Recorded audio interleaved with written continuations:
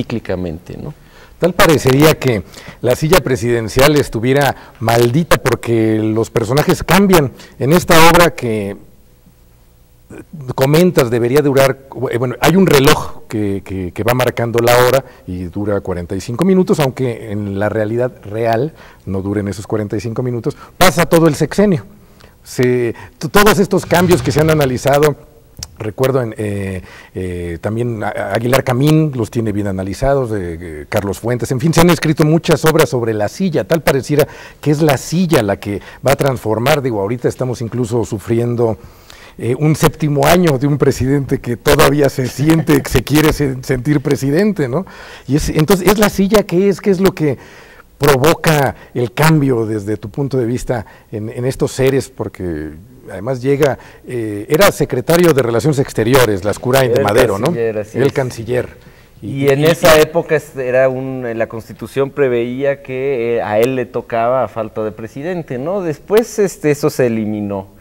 Ya no hay una disposición de algún puesto que automáticamente suple el vacío, que es un poco de lo que finalmente habla Fuentes y todo esto. ¿Qué pasaría de pronto si la silla queda vacía? Pero en ese momento había este camino y a él le toca ser presidente de una manera inesperada.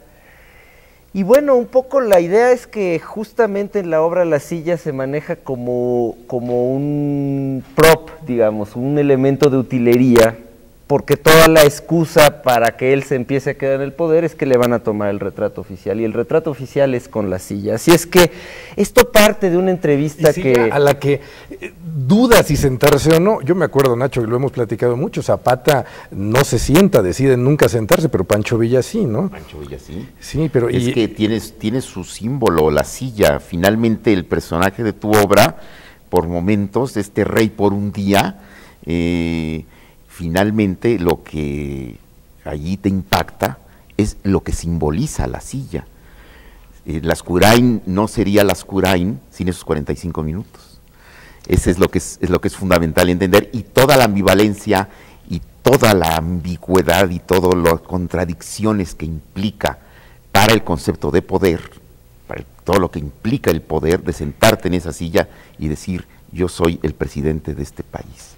Eso está maravillosamente bien visto en tu obra, y claro, plantea un juego allí muy importante y muy complicado en cuanto a lo que significa, me imagino, y yo creo que este es un tema que da para seguirlo platicando, en cuanto a los descendientes y en cuanto a la familia. ¿Quién es Lascurain para quienes son sus herederos, no sus nietos en este caso? Si les parece, antes de ir a una pausa, quiero nada más plantear la pregunta para relacionar con 1822, la historia y el humor que en nuestra historia los dramaturgos siempre tienen.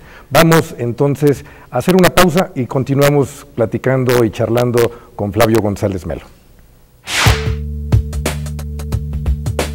Enseguida regresamos a Revista de la Universidad de México.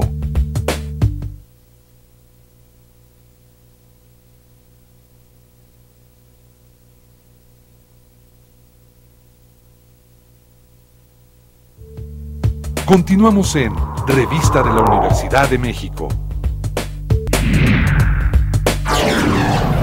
Estamos de regreso en el programa de la Revista de la Universidad de México y los invitamos a ver un reportaje fotográfico de Enrique Bostelmann, en donde le rinden homenaje Günter Gerzo, Marta Palau, Arnold Belkin, Jorge Jaspic, Vicente Leñero y Hugo Iriart.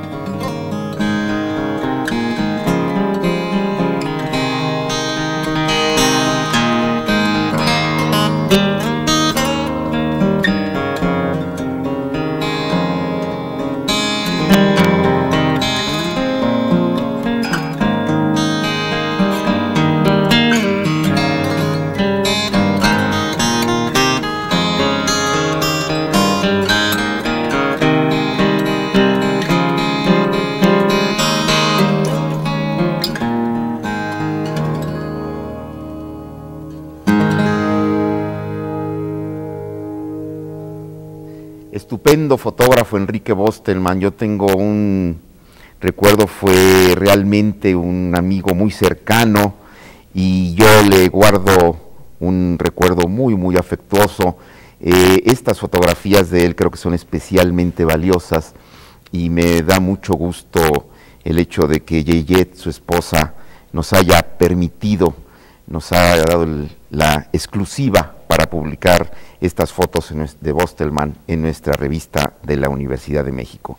Pero volvemos al tema que estábamos hablando del humor. Exacto, Nos convoca Toño a que digamos algo sobre el humor porque en el pareciera teatro. que la historia mexicana política no pudiera ser vista de otra manera si no es con humor. Es imprescindible este factor. Digo, creo que es una farsa absoluta lo que estamos pasando, ¿no? Pero finalmente yo creo que eso fue hace un momento que hablaban justamente de Ibargüengoitia, a propósito de Leñero Ibargüengoitia. Yo creo que eso fue una de las grandes enseñanzas de Ibargüengoitia, del teatro de Ibargüengoitia. ¿Cómo pretender hacer una tragedia mexicana, que era una idea que en los años 50, 60 obsesionaba a muchos dramaturgos, cuando nuestra historia siempre pasa por un momento absurdo, por un momento ridículo? Y entonces es muy impresionante cuando uno lee las obras históricas de Ibargüengoitia y se da cuenta que son estrictamente documentales, que no está ridiculizando, no está caricaturizando, que los hechos en sí mismos son absurdos, ¿no? Así es que yo creo que finalmente eso es lo que pasa, y en la historia misma está el germen de lo que luego el dramaturgo puede tomar y magnificar, pero que ya en sí mismo es muy, muy contradictorio, ¿no? Y fíjate, me llama la atención en este sentido el que realmente el teatro, la novela, nos vuelve de carne y hueso personajes que de otra manera pues se nos quedan en estatuas, se quedan en su calidad de piedra, de yeso, ¿no? Entonces yo estoy pensando simplemente en 1822, el año que fuimos Imperio, tu obra espléndida que pusimos aquí en la universidad durante, ¿cuántas funciones? 400 Tiene funciones. récord, ¿eh? Bueno, el caso es que me parece muy ilustrativo. En algún momento estoy pensando cuando Iturbide tiene esta congestión estomacal producto de los chiles en nogada que le dan las monjitas ortodoxianas, ¿no? En el momento en el que tú consigues que ese personaje se corporifique, en ese momento ya es otro personaje. Ya no importa el Iturbide que está en los libros de texto y las estampitas que se venden en las papelerías, ya hay un Iturbide ahí que puedes ver, sentir, tocar. Y que el público reacciona muy bien porque, bueno, de hecho, dos obras históricas son las que tienen el récord en la historia del teatro universitario como las obras más representadas. El Jefe Máximo y 1822 son obras que también el público está queriendo ver, entender nuestra historia y estos personajes de otra manera, ¿no? Entrar, como alguna vez comentabas, Nacho, a la historia por la puerta de atrás, ¿no? Sí, claro.